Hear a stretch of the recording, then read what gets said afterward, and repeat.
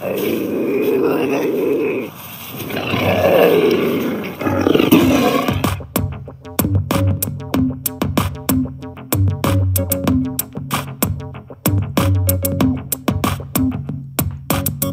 blast off in my time machine.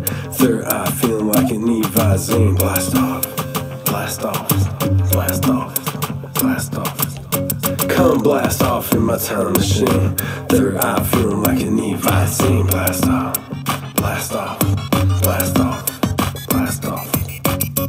Blast off on a VIP episode of Hero Paranormal Podcast, broadcasting from the base at La Madre Mountain, just south of Area 51.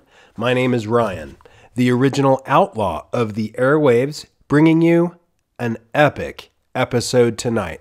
On tonight's episode, we have the incredible, amazing, well, one of my besties in the field, Wil Hoffmann, the man, the paranormal amazing investigator, the crypto paranormal pastor, the man who has been with me on multiple occasions when amazing things have been caught.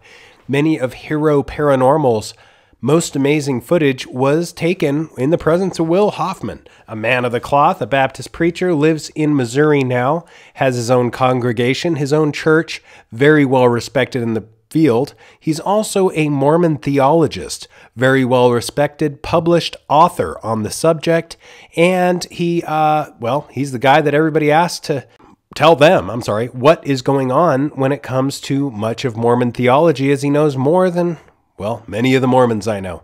He is a lover of all faiths and a believer in a supreme being, a great guy. Can't say enough good things. He really is my best friend, Wil Hoffmann. Can't say enough about him. We're going to have him on here in just a moment. If you haven't checked out HeroParanormal.com, please do. It's the archive where you can access all the free episodes. And if you want to delve deeper into the good stuff, just plug a couple bucks in and you get access to patron episodes. And for just $8 a month, that's every 30 days, the cost of a designer cup of coffee in most cities, you get all of it. You get it all. So anyway, enough about me. Let's get to it. We had a horrible day, January 6th. Wil is going to talk about that and many other things coming up. Let's give him a call. Wil Hoffmann, welcome to the Hero Paranormal Podcast. Hey, Wil, can you hear me okay? I can hear you. How are you doing, Ryan? Doing great, man. Doing great, man. Can't complain. Just getting over this crazy situation that happened January 6th. I mean, I'm reeling. How have you been? How's your family? How are things? Well, we're good. Family's good. I think it was definitely eye-opening for the family to kind of see what happened yesterday, to kind of see what has been going on this whole political season. It's funny because my daughters are, preteen and teenager, and they're just now kind of getting informed of what goes on in politics, and having a father who, just does nothing but watch politics and listen to politics and talk about politics. They're starting to realize that the things that they're hearing and the things that are being said,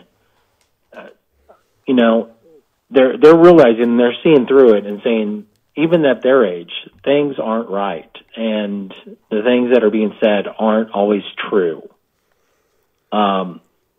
With media, with everything, they can see it at such a young age, and it surprises me that so many people, older people, are so blinded by what they see in the mainstream media, what they see in the news, Facebook, Twitter, Instagram even.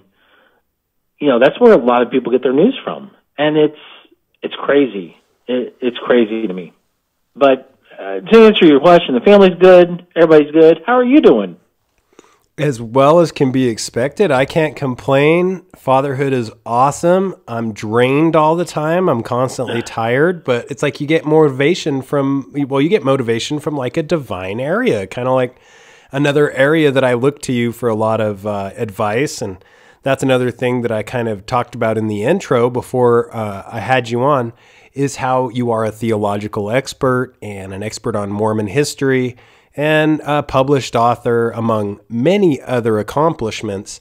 And there's a lot to be said about all the wild stuff going on and how historically stuff like this doesn't happen quite often. So we're living in amazing times. Yeah, I mean, and I understand about the parenthood thing being drained all the time. It's a workout, man. I thought I gave you enough practice back in the day letting you babysit. But yeah, I mean, right now we're living in a day and age where, I mean, who would have thought, other than what we saw in what Olympus Has Fallen and stuff like that, movies like that, that a group of people could take over the Capitol building. As I'm sitting there watching it, I was at work. I was at the church in my office, and like I just have my laptop up. I'm watching, Fox News, and I'm seeing all this stuff, and I'm thinking, it's happened. Like my craziest scenario is happening. People are storming the Capitol. And again, I'm sure we'll get into, who all stormed the Capitol, what our thoughts are on about that. But this is something that's not supposed to happen in our country. There hasn't been unrest like this. I mean, and we have to be honest. One of my biggest things right now is being consistent of what we talk about with, the riots and violence and stuff like that. We've been having riots now since May.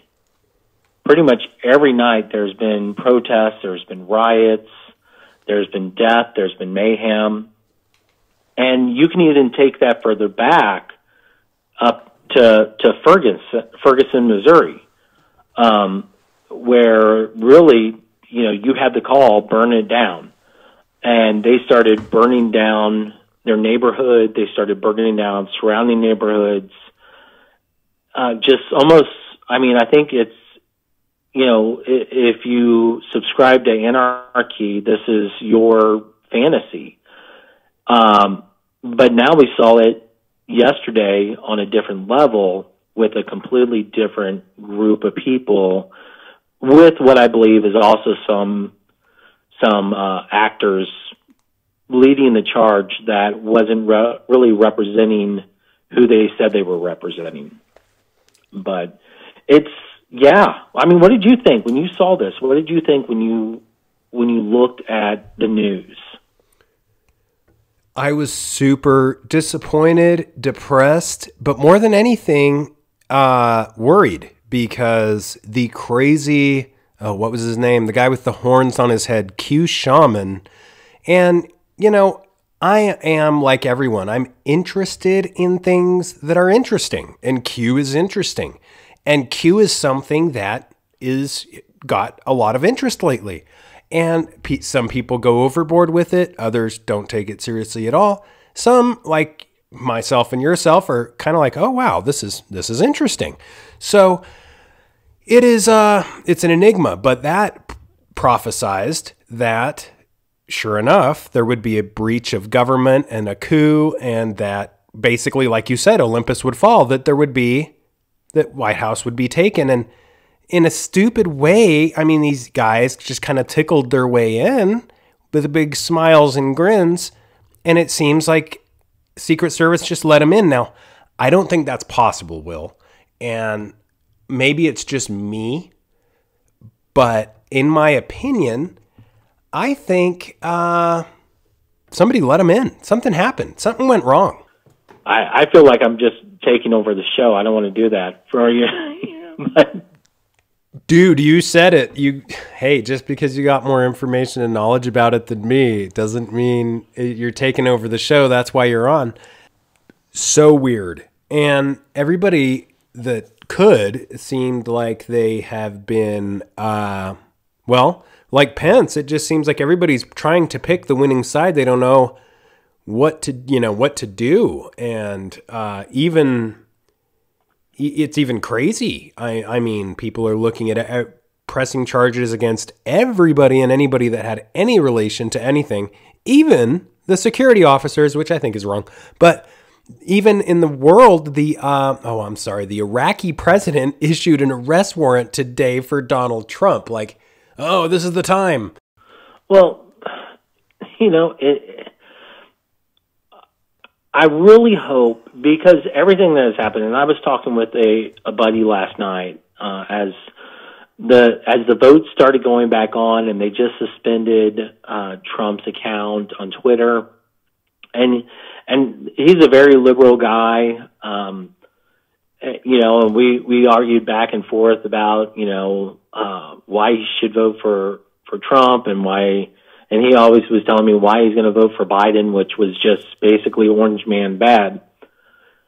But, he talked about, they finally suspended his account. And I said, right now, Mark Zuckerberg, all other, social media stuff, Jack Dorsey, they're literally starting to throw gas on the fire.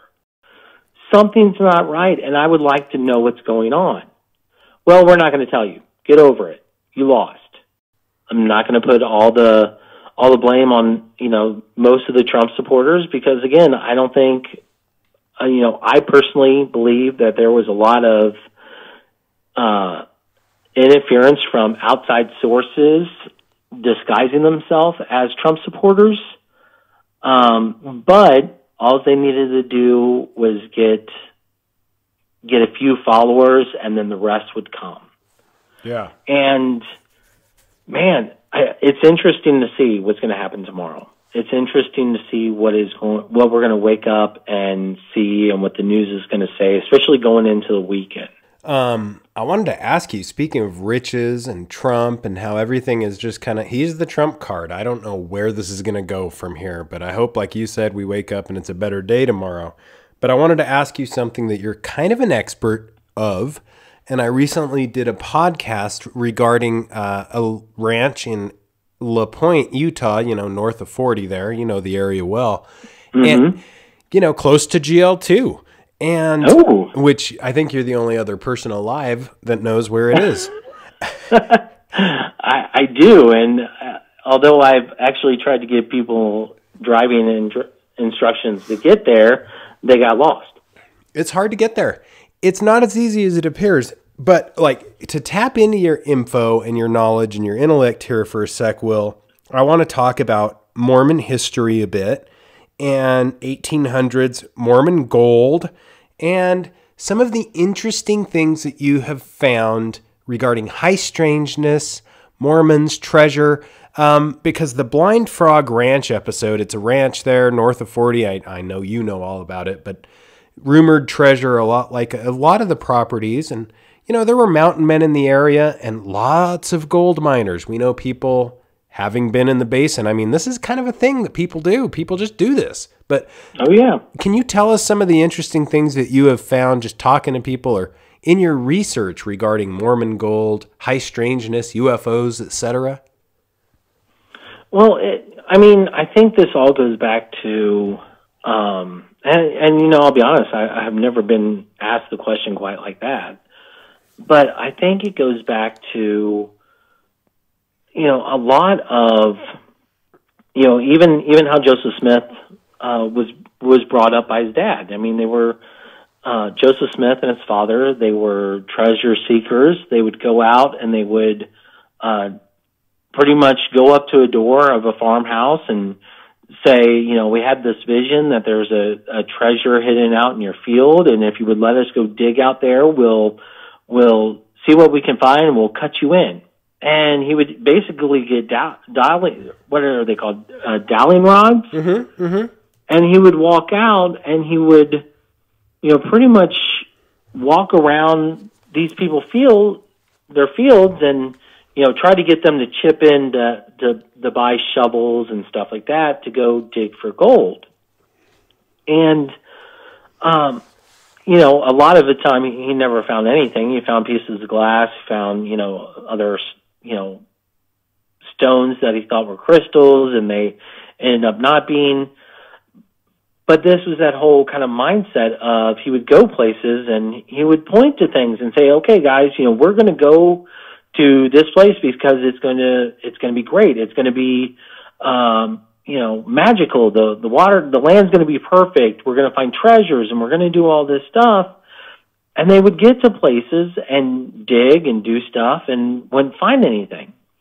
And a lot of that transitioned into going out into Utah and having this mindset of, well, we can find stuff too, and we can try to find gold, we can try to find treasure, and we can try to find this and that, and maybe stumbling across something of Native American jewelry and sitting there thinking to themselves, "Hey, I found some treasure."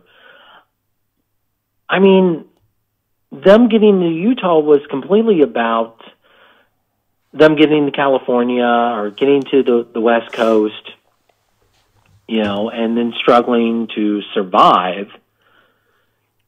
So a lot of people were also trying to look for, hey, we need money to survive so we can trade with people, or we need things to trade.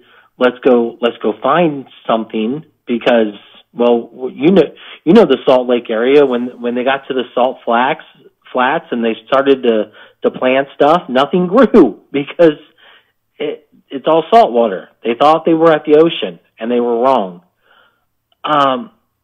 So they were in desperate times. They were trying to find, anything they could to barter, to trade, to sell, looking for gold, or even using these tactics that Joseph Smith used to say, hey, I can go find this, or, possibly even Brigham Young saying, hey, if you go dig over here, you might find something. I remember some of the stories that we heard about, the whole idea of even GL2 where, people were just buying stuff for gold. Yeah. And it's like, how does this happen? Where do you get this stuff at? But man, we had some interesting nights out at that place. I was going to just delve into that next thing, that very next. So you're a mind reader. No wonder we're besties. Yeah, some of the high strangeness that we endured living in the Uinta Basin, which actually we craved and followed and drank way too many Red Bulls and stayed up all night looking for. But, it was all in good fun. And incredibly, you and I kind of take it the same way, that, if something out there exists that is purported not to exist, it's just possibly, a tap on the shoulder that, hey, there's entities bigger than us. And that means that there's a God and that there's, it's in my opinion, kind of a spiritual tap on the shoulder. But we had some pretty amazing nights. And one of those was in the winter time. And I remember we were playing Xbox. It was late and we were going to just give it a full night of playing Xbox. And I remember that we started talking cryptozoology, and yeah, we knew a spot and we just went for it. Oh, I know exactly what you're talking about. Take me there, man, because oh my gosh, so many questions. Okay, so yeah, we're hanging out. We're playing Xbox.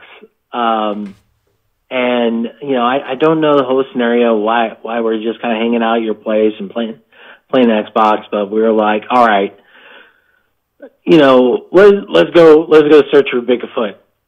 we talked about doing it. We talked about going up, and you'll probably have to remind me of the areas or that canyon or that road. Probably better if we don't mention it. No, what was it? Something Pass. Yeah. We don't have to mention where. It's such a yeah. Maybe we shouldn't. But so yeah, we get in your truck. We drive up there, and we're not prepared at all.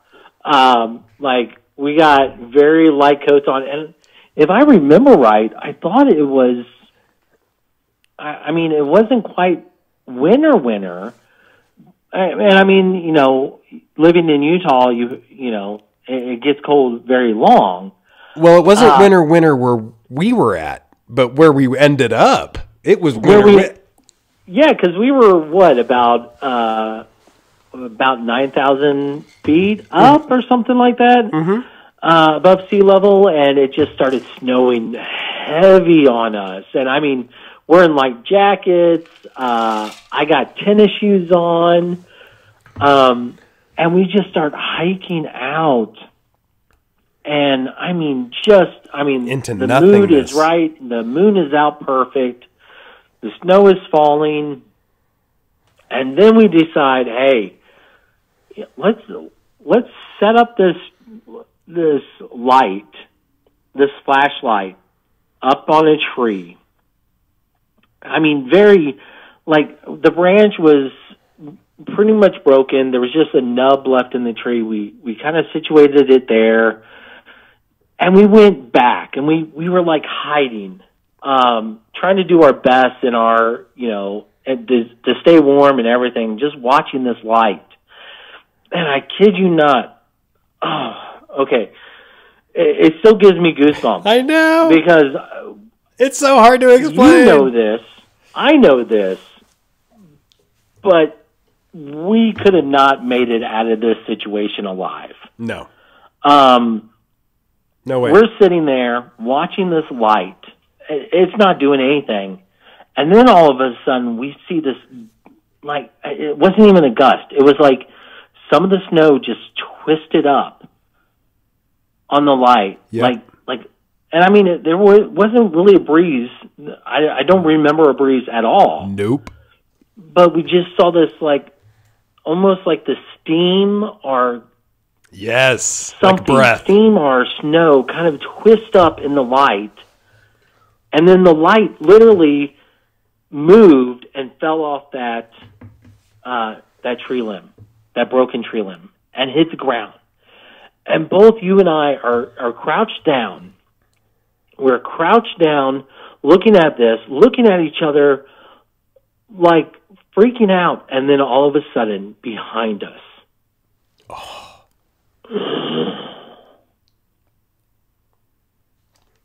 and I seriously thought that was going to be it. We didn't turn. We froze. We said a little prayer, and we waited. I waited for the end to come. I mean, am I getting this story? Am I remembering it correctly?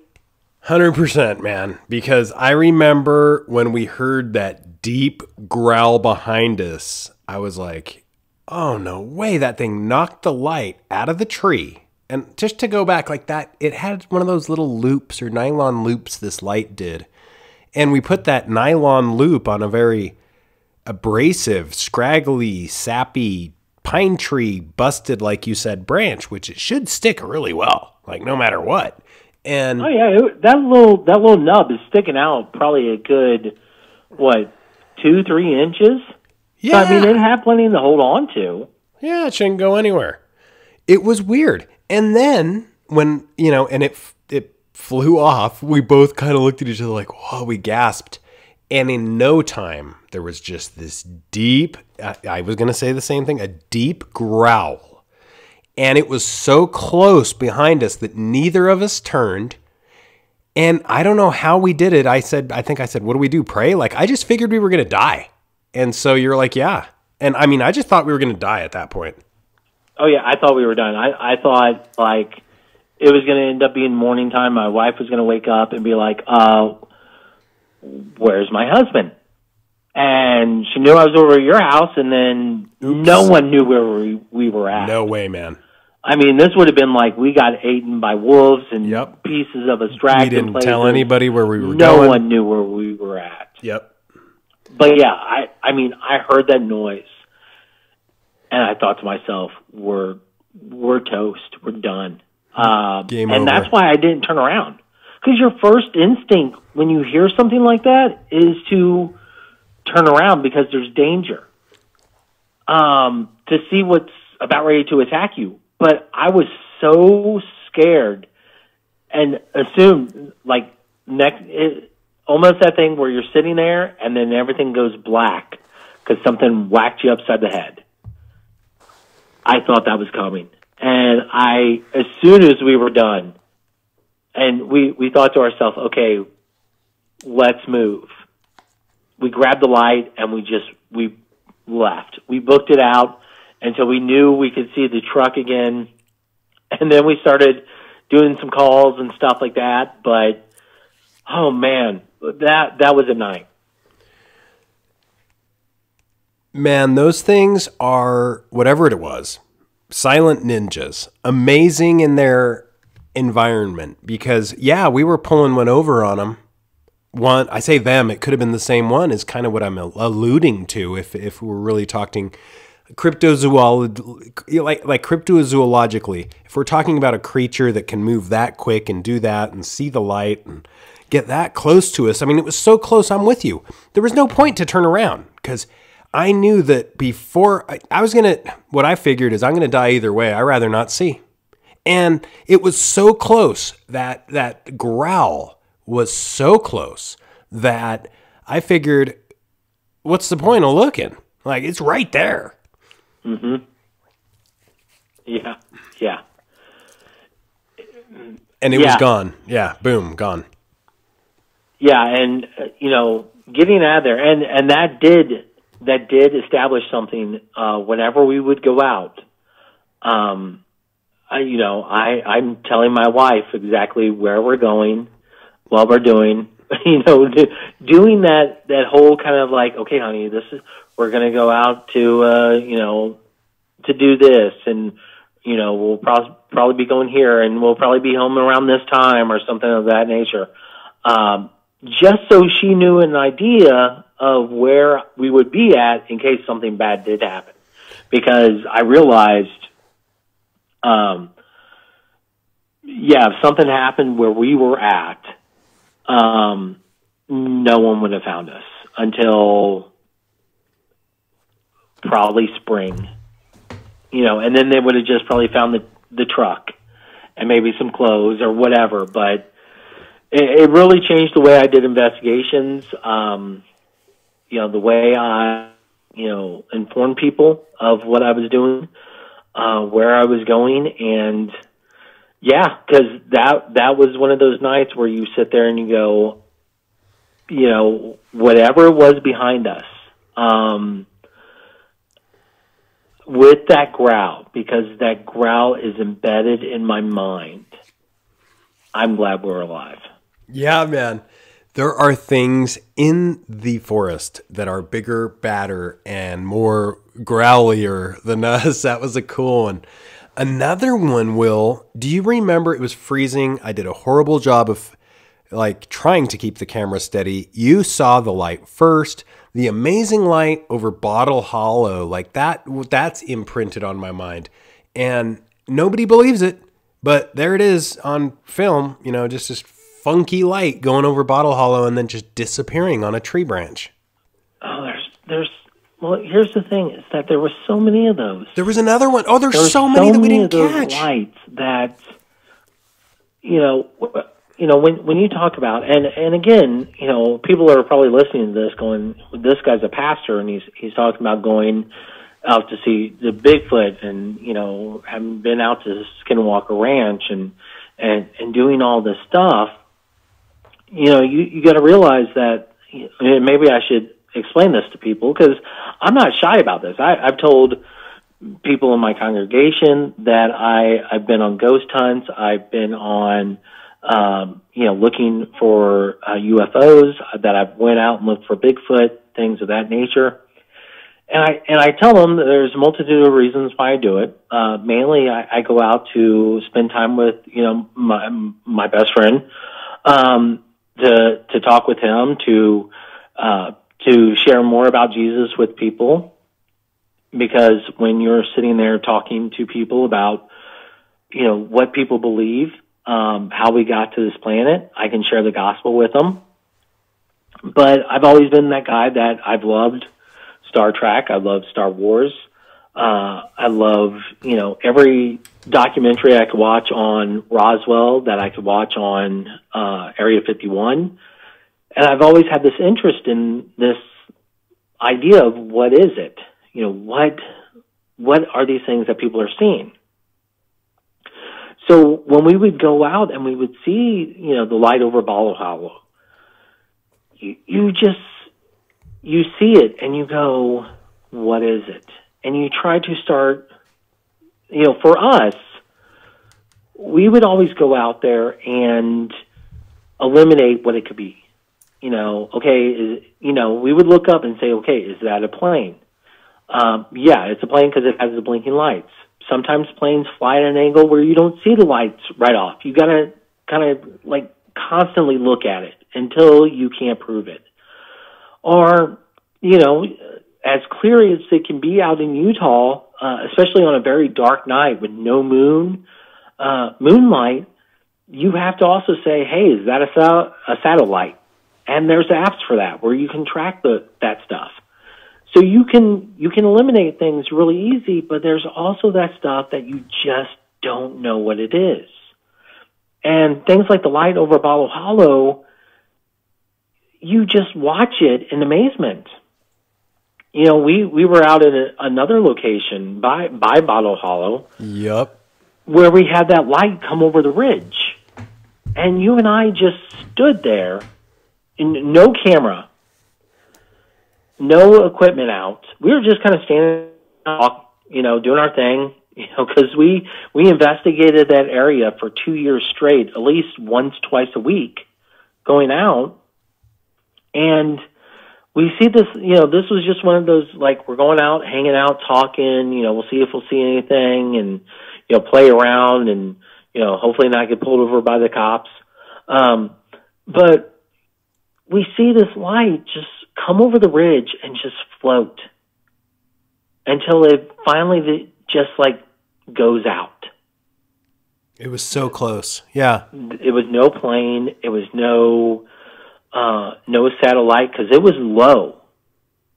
And you just look at it, and we just looked at it in amazement and in silence of just going, what is it? And I love those experiences that we've had and we will have, because those are times where you can sit there and you can actually be amazed by something and you can just go, wow. And for me, it gets me to, talk to God more and say, God, explain this to me. I would love to know about this, and to dig into scriptures and do things like this. And every area of, the paranormal or, cryptozoology and stuff like that, I always base everything I do on the Bible.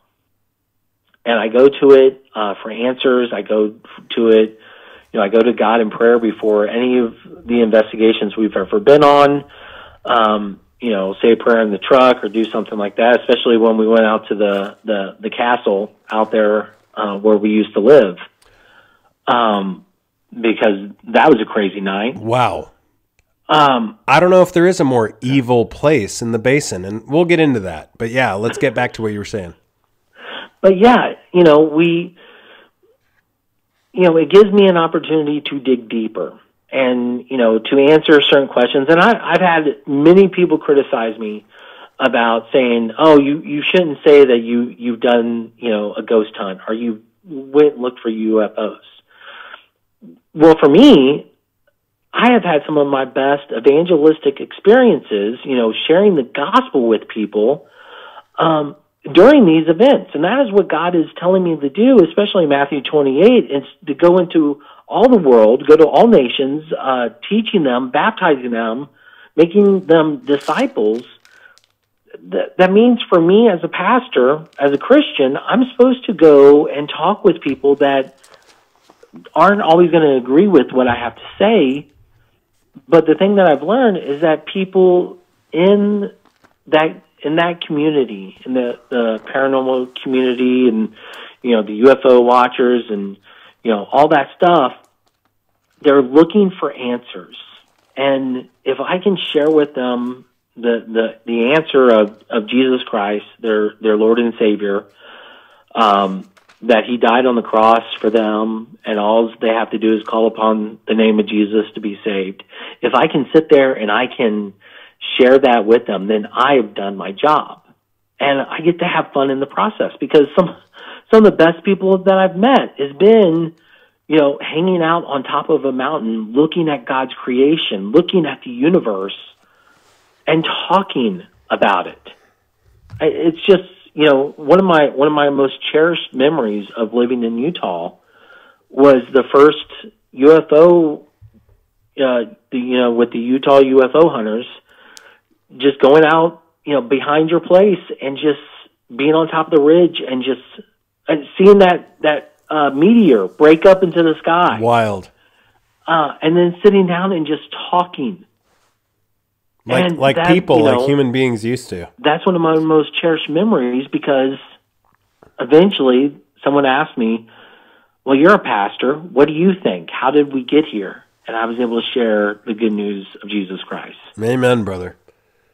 Amen. And, it is really cool. You bond with people on a totally different level, better than, when you're, quickly eating fast food over cell phones and a dinner or something. And it's a different kind of bonding, because you're kind of forced to be there for hours on end with someone in the expectation of seeing something that does not exist. It is going way out on a limb with someone else, and you're kind of, not to be weird, but you're kind of like going out on a limb with someone else. Like, are we doing this? Like, let's do this. This could get weird. And when it gets weird, it's something special. It is. And yeah, I love how you put it like that, because I remember the first time we ever went out, I'm sitting there thinking to myself, am I really going to do this? I've met this guy once as I ambushed him at his house, and now we're going to go out and we're going to go sit on a piece of property overlooking another piece of property, and am I really going to go do this until, 2-3 o'clock in the morning? And, you sit there and you do it, and then you build these friendships. You build this bond. Things that, that goes way beyond the realm of we're going to look for UFOs, but then it bleeds into, being family together and, going on vacations together and doing, other things together, which is the things that mean so much more. And yeah, as you said, we sit there and we go, hey, we're going to go do this together. And we also have to trust each other. We also have to look out for each other. We have to, be able to, be there for each other, because sometimes you're out there, you're in the middle of something, possibly running down a hill because something's chasing you, and thinking to yourself, I could fall, crash, and I hope this guy can pick me up and carry me to the truck. Amen. Yeah. And that brings a really good point up. Like, you do bond on a deeper level, and not only do you bond on a deeper level, you're in an experience that requires a leap of faith. And like you said, there's very real things that can get in your way and hurt you. And you don't have to even like the people, because like I've had experiences where we've gone out with researchers, and there's researchers you can like, but then you're out in the field and you can't trust them. Or researchers you know, it's really strange, but you got to have both things going on. And it's like one of those, you know, we've seen many things. I want to mention Ryan Skinner as well, and Dave Rosenfeld, and many other researchers who have gone out in the field.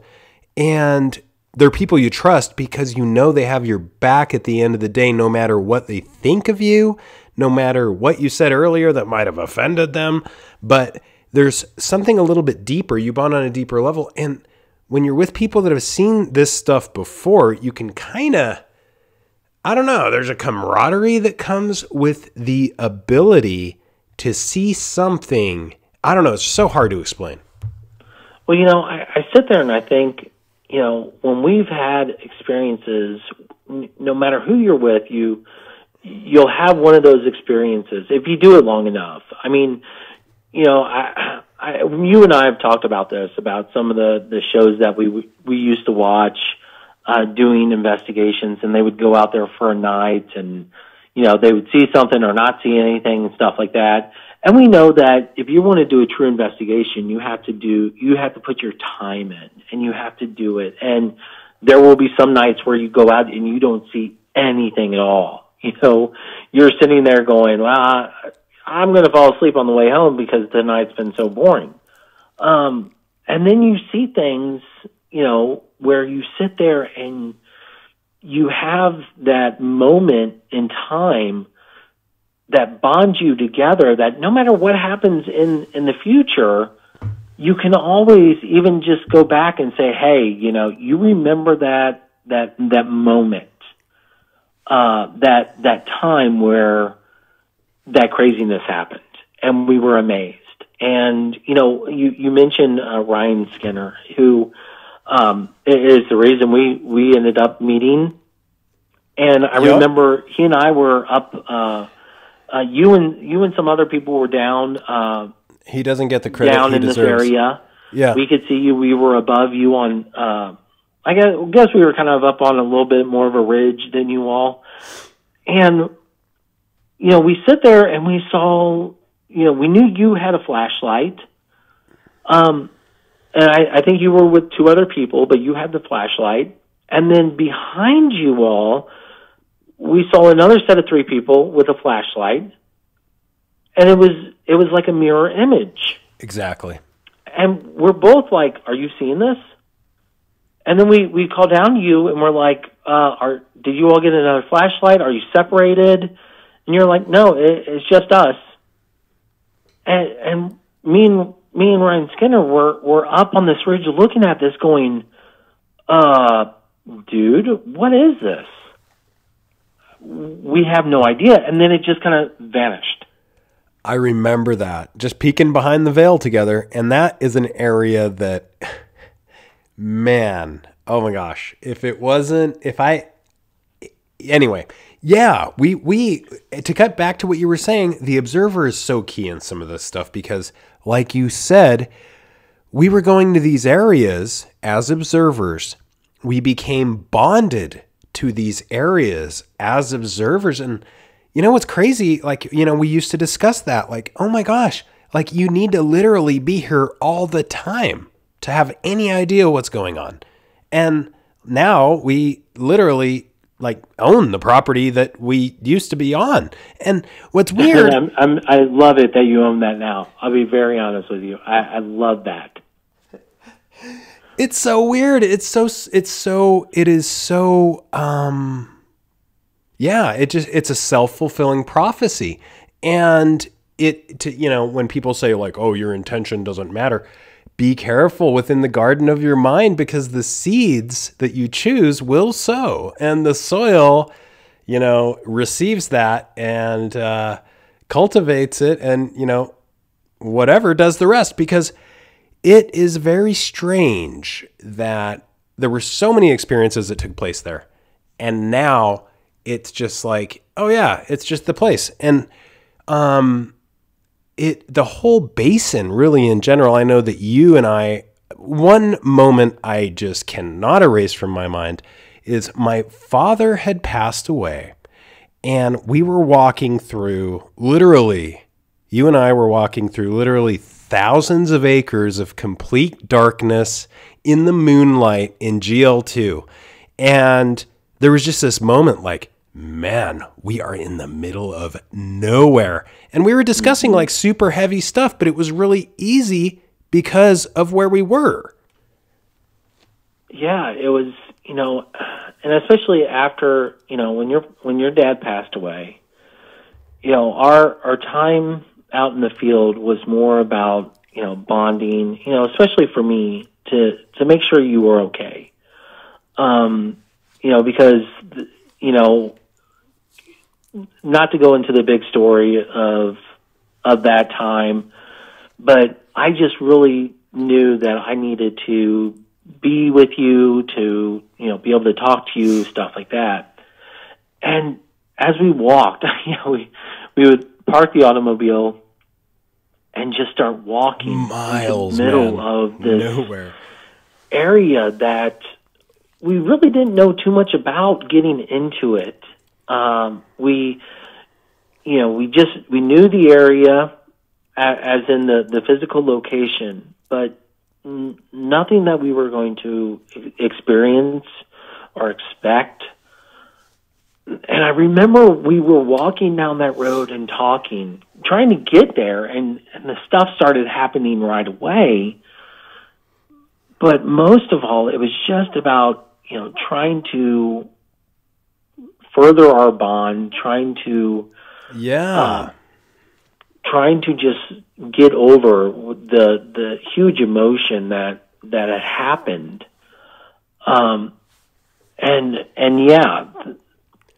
Things were happening, and it cemented that area. And I mean, I'll be honest, I still go on Google Maps and, or Google Earth, and I'll look in on the area and stuff like that overhead, and just, remember those little incidences out there, because some of them were like amazing and like huge and big and things like that. And then there were just these little things that just happened. And it's because of the area. It really is. It's an area where you can lose yourself in the area, and that can be a good thing sometimes. It can be a bad thing sometimes. And it is so true. I remember that particular evening, the high strangeness was off the charts, but we just kind of wandered down the road almost away from it. Like, we're just kind of, give us a minute, man. Like we're, and it turned into a really incredible night. And we know that it was weird and it's a weird area, so we can always go there for that. But it's so true with the entire basin. And we've had some amazing experiences in other areas that, without going into detail, like when we've been privy to being on tribal lands with permission, I mean, that was mind-blowing to me. That was fun for so many reasons. To be able to go out on their land, again, with permission, and to see things and see, honestly, being given a tour of this stuff as well. And just having that atmosphere and that culture and embraced in it, and understanding that this is something that there's not a lot of people that are going to get to do this. There's some real magic. To see this. And even that little spring of water that we came up to, and was given the story about. We both had the same idea of, like, I want to drink from this water. Totally. And we were basically told, you probably shouldn't. Exactly. Unless you have a gift. And we didn't have the proper gift on us.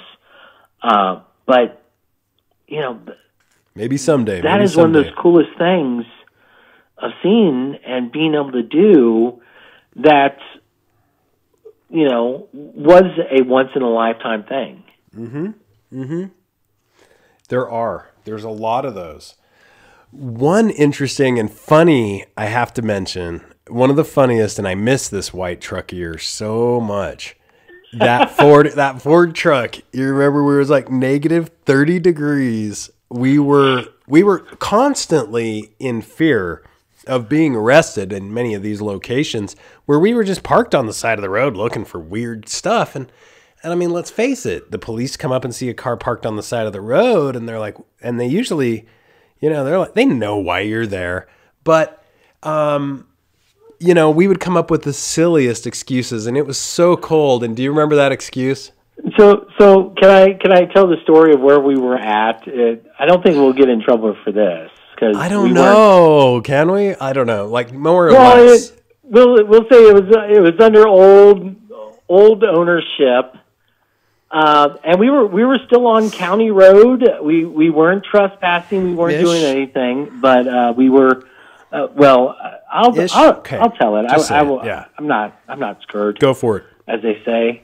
Do it. So we had been investigating around Skinwalker Ranch, and we had noticed that some people were leaving the front gate of Skinwalker Ranch. Now this is back before the new owner took over, mm-hmm.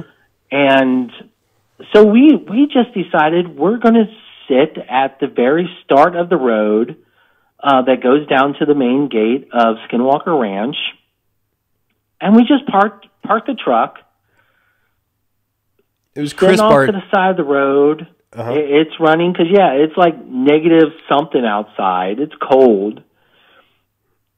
And all of a sudden, we see police lights behind us. And I'm thinking, oh, my goodness, what? Mm-hmm. I mean, out of all the times that this was the only time we ever had cops. I mean, we were very respectful of every place we went to.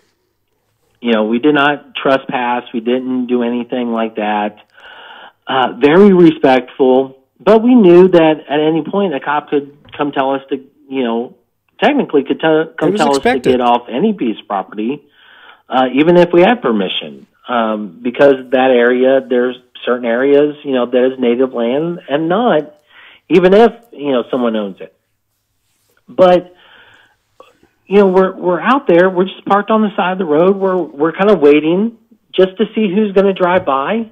We kind of had ideas of who we thought it was. But all of a sudden, we got a cop behind us, and he comes to the window.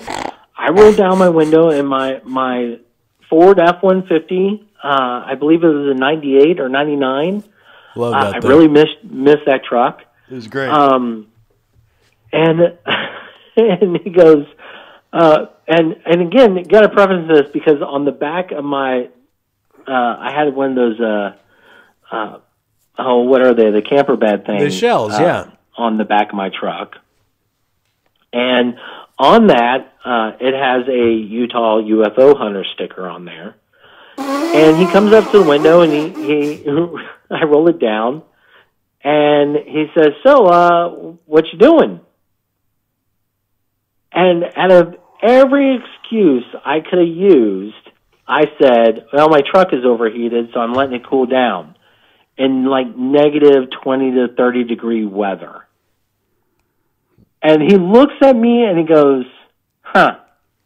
Well, we get a lot of people coming down this road because of the ranch at the end of the road. And, well, we just like to kind of tell them to move on." And we were like, "Okay, yeah, we're moving." Point taken. All right, well, you have a good night. I was like, I could have, what was I thinking? My truck overheated on one of the coldest nights we ever investigated. So cold. Man, so funny. I was recently talking to some previous security guards, and what was so funny is hearing their version of the interaction at the time. And it's so funny, like, them shooting like lasers at us and what we were doing to them. And it's just funny because it's all in good fun now. And it's great. Wait, do you know that the first time we ever went out and we parked, I can say this now, we parked on your property. Mm-hmm. And we backed the truck up and you started getting stuff out of the truck, and yeah, they shot lasers at us.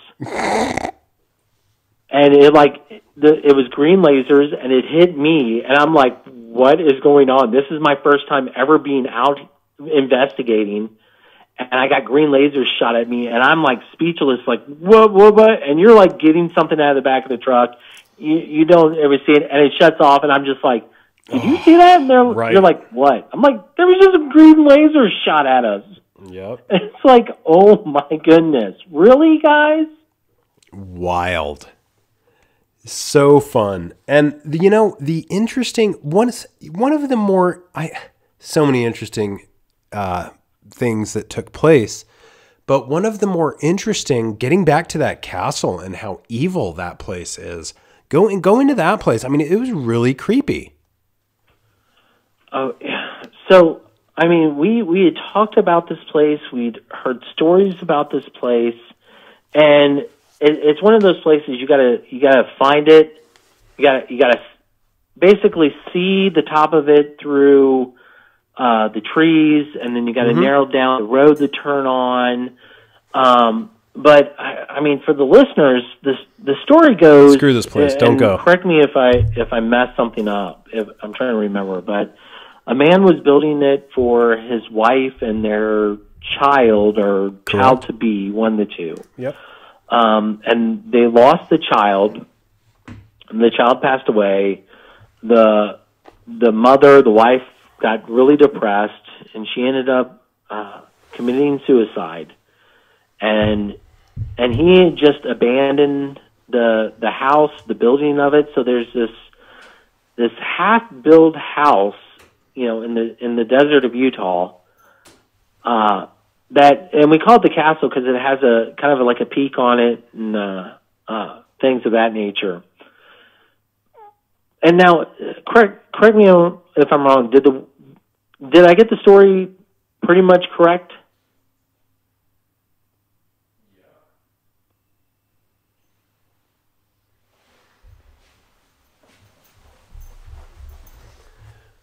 Okay, I'm looking it up here. Yeah, there was a placard. I'm looking at 1975. But yeah, I mean, everything that you're saying, it's hard because a lot of this, there's some local legend involved, and you hear things that are just hearsay or second person, third person, fourth person. Something happened off the balcony, and I don't know if it was the woman who hung herself, but I don't know. There was other things involved, and then there's strange other buildings, and also the plaque itself is interesting.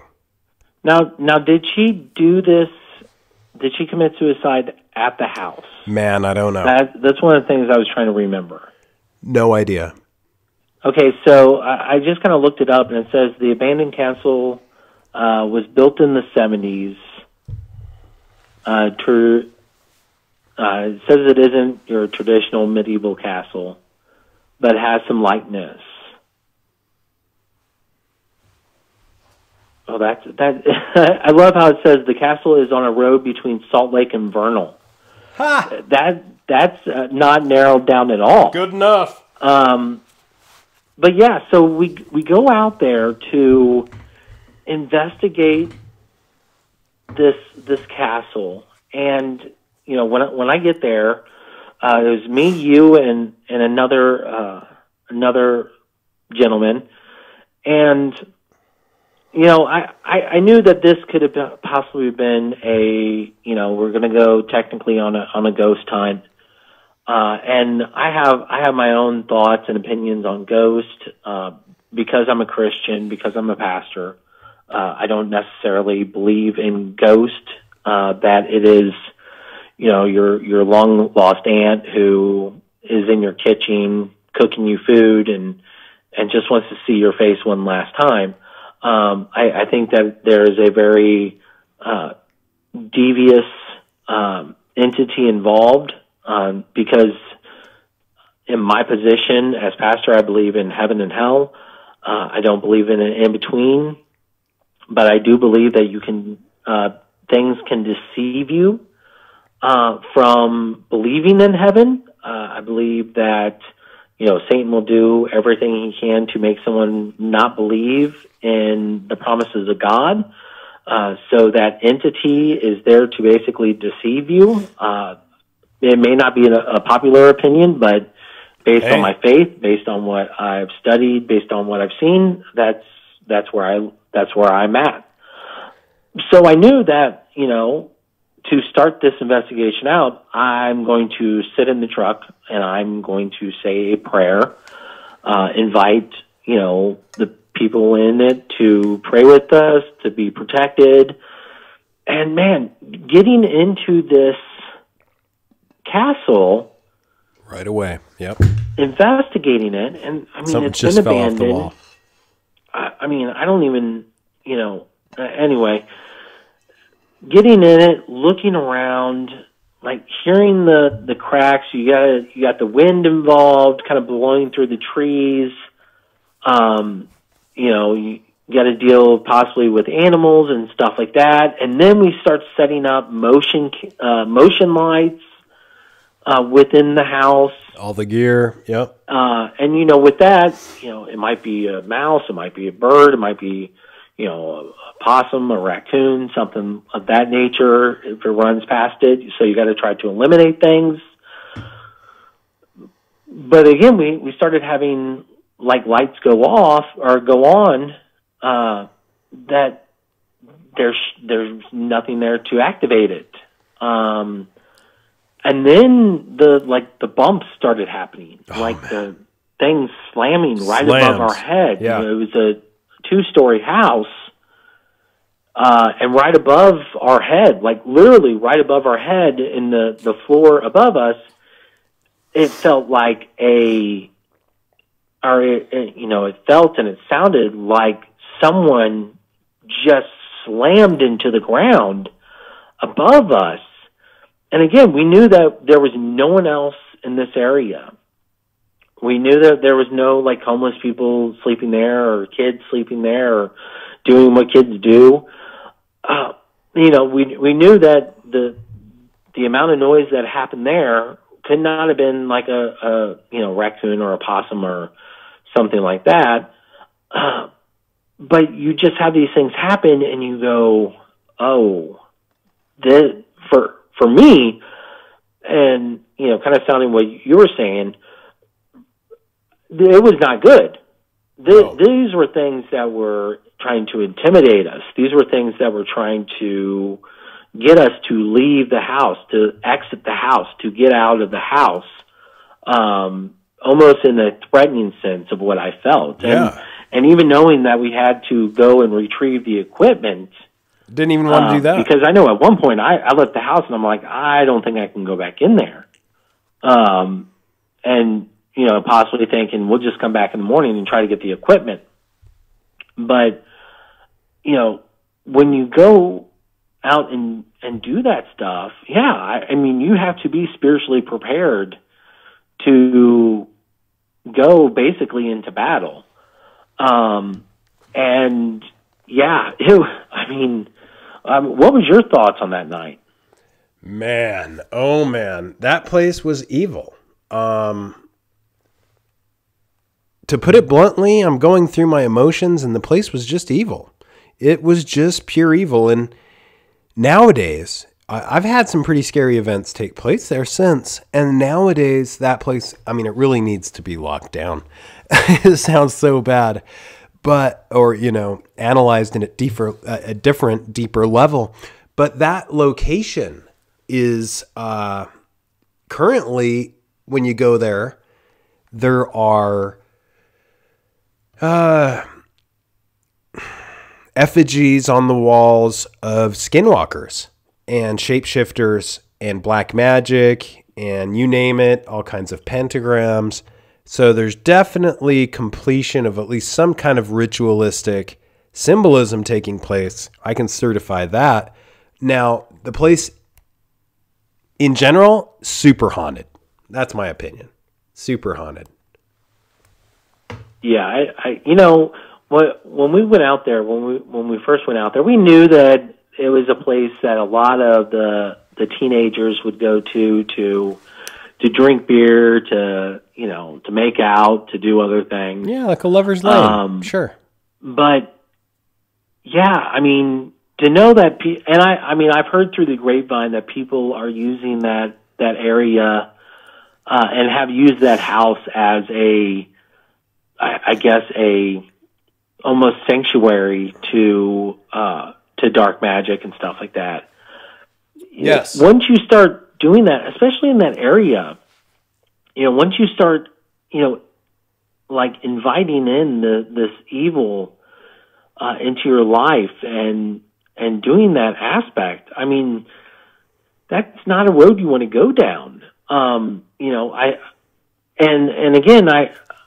You preference this by saying, I'm not the type of pastor that is like, if you play Dungeons and Dragons, you're allowing witchcraft in your life, because I have a huge Dungeons and Dragons collection right in front of my face. Sure. But I will say that you have to tread lightly when you do these things. When you do go on to, especially like ghost hunting investigations, if you go into different parts of the Uinta Basin, known as, the path of the skinwalker and stuff of that nature. The magic is there. A lot of all this stuff was based around dark magic, and it was basically, with witchcraft and things of that nature, not in the, rah-rah witchcraft of Harry Potter, but the actual, like, trying to summon dark entities to invite them into the world, which, I think, if a person does that, they have to understand the concept of, what, demons do, whatever you want to call them, demons, Satan's band of misfits are the fallen, it's not something you just kind of, you play about. That's why for me, whenever we go into that, and, I heard the stories, but yeah, if you were like, hey, you want to go back to this place? I'm like, no, I don't know about that, because it was a lot of battle. And, and I've talked to other Christian investigators before, people that have done things, and we've all had that experience. Some here in, where I'm at now in Missouri, or in other areas where, there's just that one place that you go to that is evil. There is an evil there that you really don't and shouldn't mess with. And, for us, out at that castle, that was, going into it, getting the little goosebumps and seeing the lights kind of flicker and stuff like that. But for me, that slam, that happened, that was pretty much the nail in the coffin of saying, okay, for me personally, this is probably shouldn't a place I should deal with anymore. And I would even tell people if they're trying to figure out where this is at, don't go look at it during the day, but don't go back at night. Never. And if you do, you better be very prepared to. You're taking something home with you. You better be prepared. Guaranteed. Your group.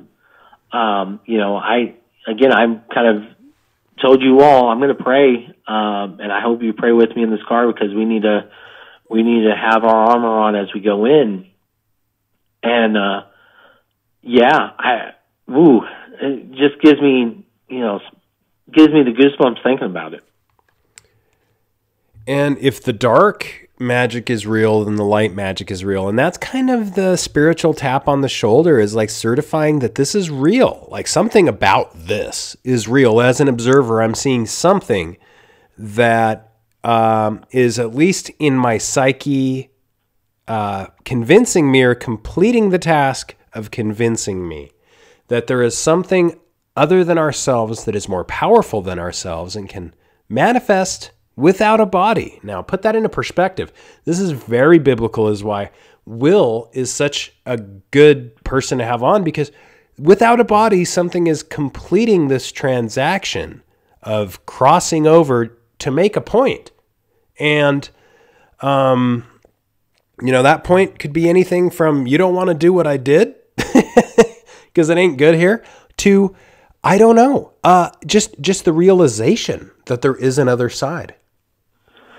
Well, yeah, when you get into the Bible, when you get into these ideas, and it's funny, just this October, I preached 2 sermons. The first sermon was called a witch and a Saul. No, I'm sorry, a witch and Saul. Anyway, I like it. I like them both. A witch and Saul. A witch and a Saul. A ghost or something like that. A witch and a Saul and a witch and a Saul. Yeah. And I had that sermon online, but it was basically the story of King Solomon.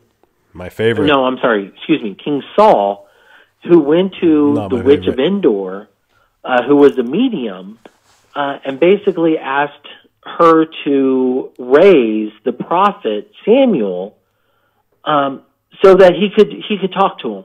Mm-hmm. And she did. She literally conjured Samuel so that King Saul could talk to her. Now, as I preached that Sunday, this kind of spooky message, it was not her power that did it, although she probably thought it was her power. God actually raised his spirit to give this message to the king, to basically said, you're outside of God's favor. So, that is a biblical example, if you want to say, of a person who had died, who had came back to our plane of existence to give a message. And that is biblical. But again, who had the power? It was in the power of God to actually raise him, to allow it, because actually the witch, she was actually amazed at what had happened. She, which kind of could tell that maybe this was a con game by her.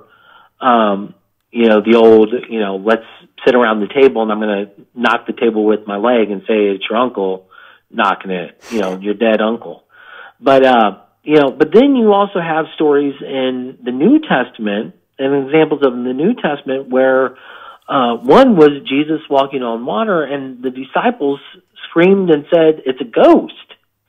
And then another time where, even when Jesus comes back after his resurrection, he says, a spirit doesn't have flesh and bone, pointing to his actual resurrected body.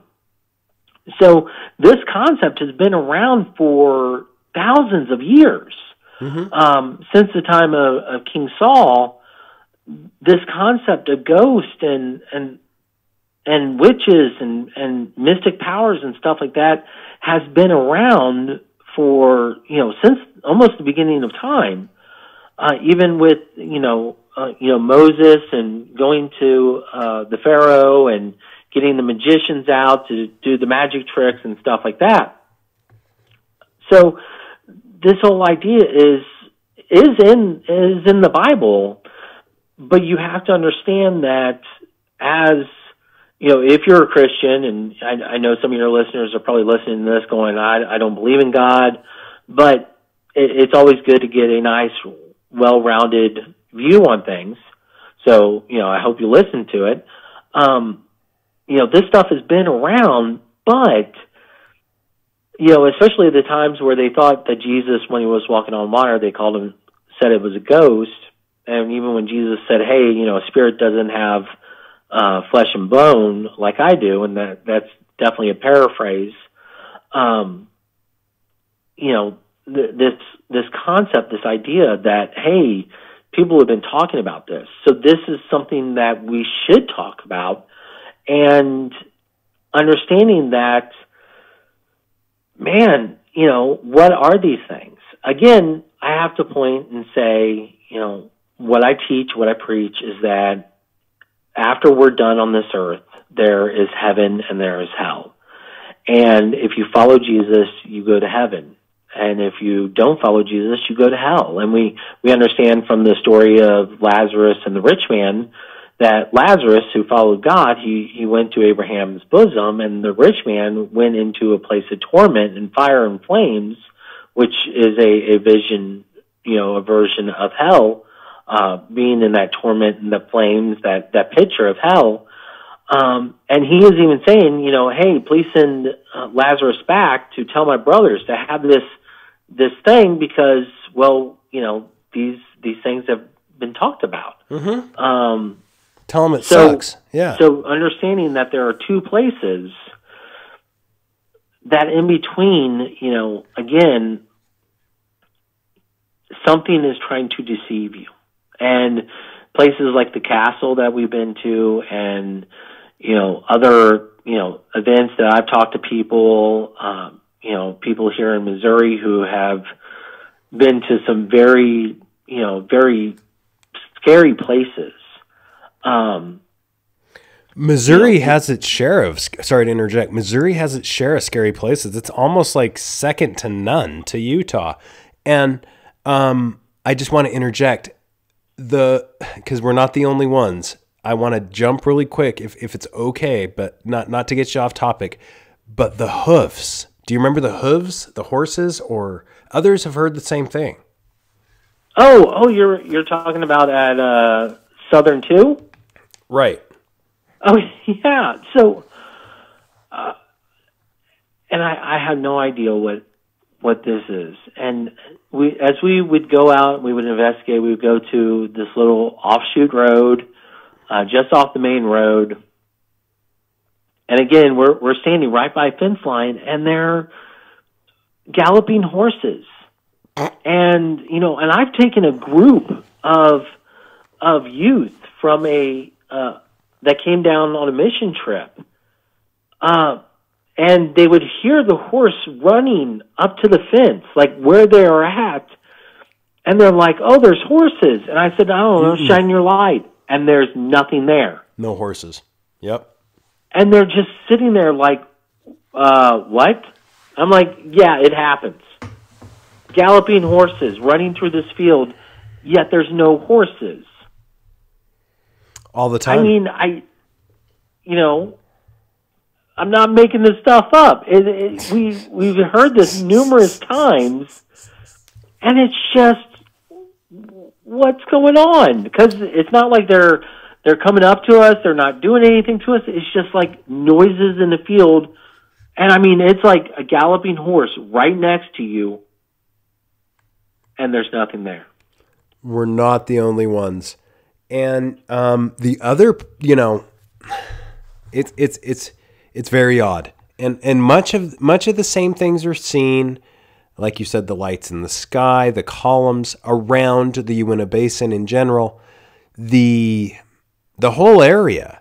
I mean, the whole area is magnificent.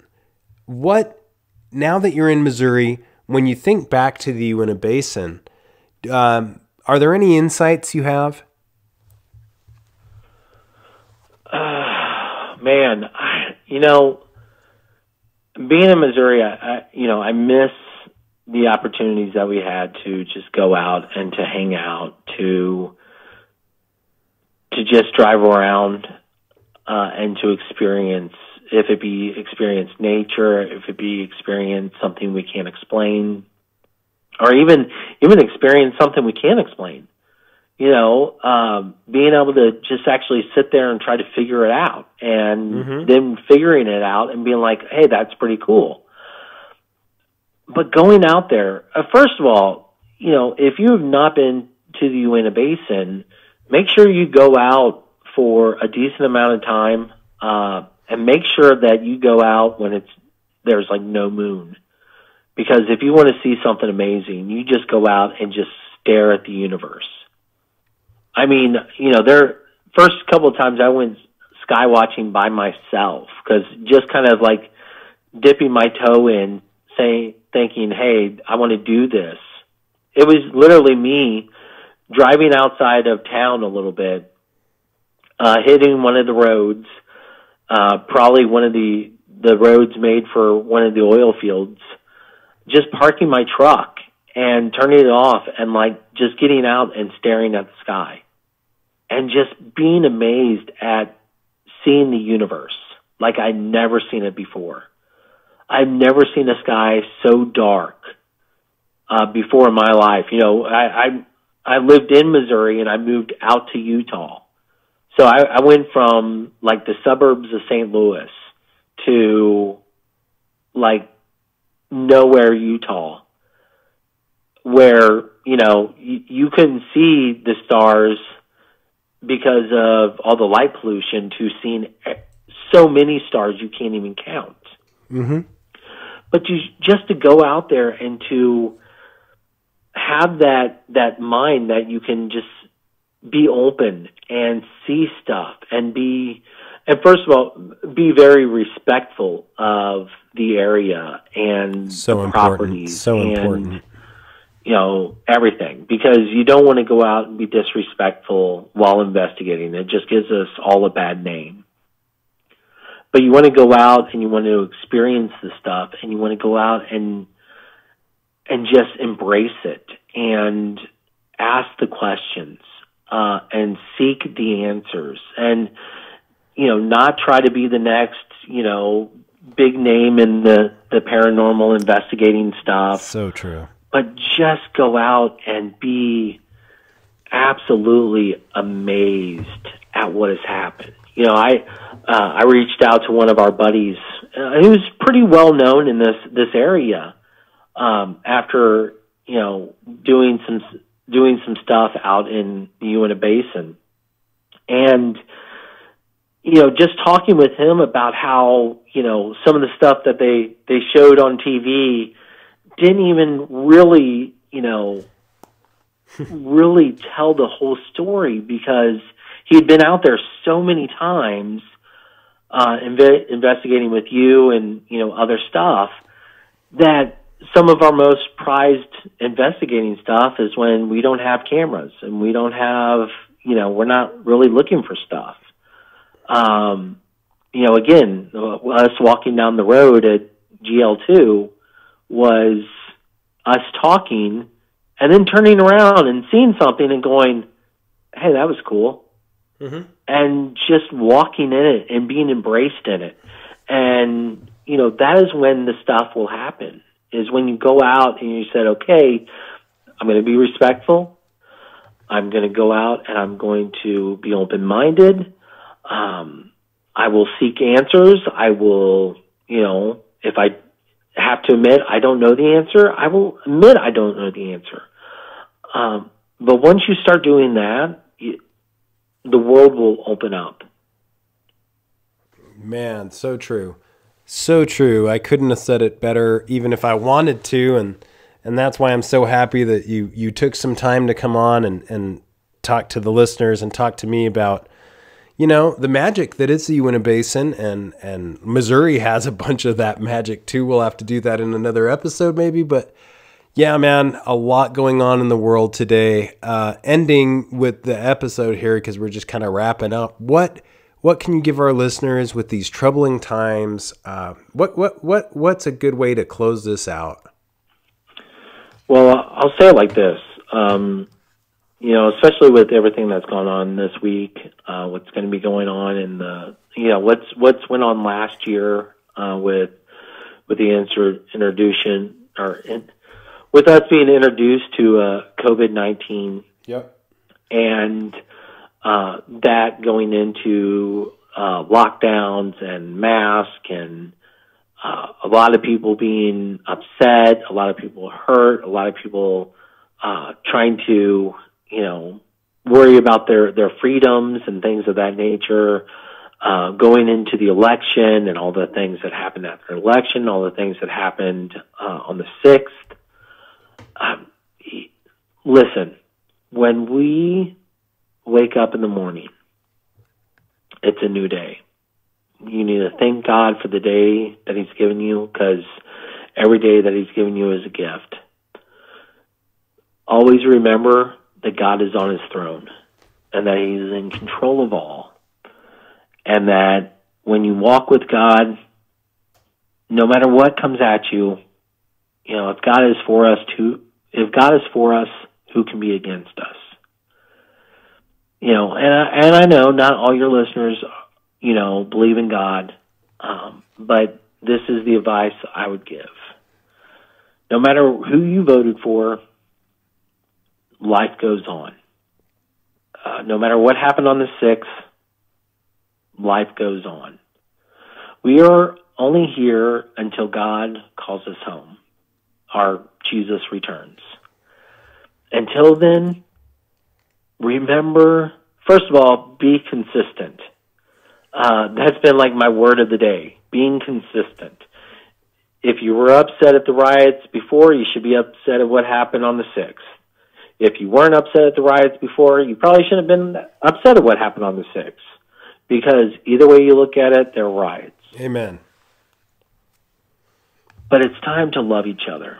It's time to forgive. That's one of the words I think that people have forgotten, is that we are called to forgive each other. Even if, and, this is important, especially if there's any Christians listening to this that are upset at whatever political party or person, we are called to forgive even before someone has even asked for our forgiveness. We have been loved by a God, a creator who died for our sins on the cross. And even as he was being crucified on the cross, he said, "Father, forgive them, for they know not what they do." Yep. Key words. To be a bigger person, we should look at the people across the aisle and say, "I forgive you. I love you. Let's live life together." And once you start doing that, once you start really embracing that mindset that God created us all in his image, that he loved us enough that Jesus would come and die for us, that even as he was being persecuted, he forgave, it should really open our eyes to what we should do, to learn, to listen, to be consistent, to forgive, to love your neighbor as you love yourself.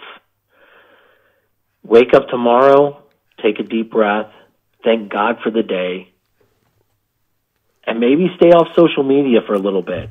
That doesn't always hurt to maybe just go, you know what? Not today. I'm not going to look at Facebook. I'm not going to look at Twitter.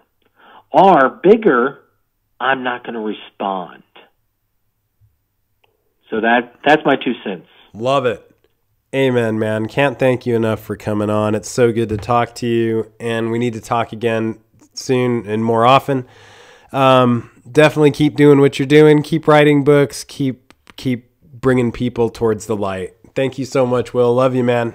And I love you too, and thanks for having me on.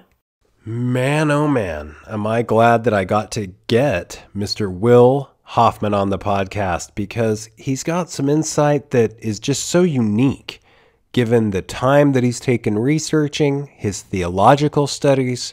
We're talking graduate level theological studies, interested in the paranormal, not your typical pastor, interested in cryptozoology, but mostly interested in making sure everybody gets along and goes to heaven. So, makes sense why he's a pastor. He's just an all-around good guy.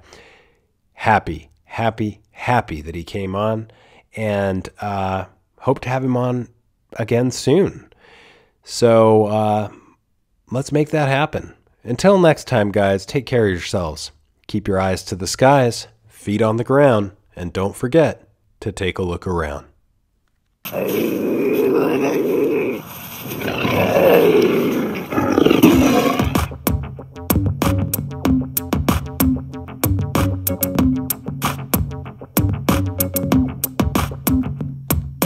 Come blast off in my time machine. Third eye feeling like an Visine. Blast off, blast off, blast off, blast off. Come blast off in my time machine. Third eye feeling like an Evite scene. Blast off, blast off.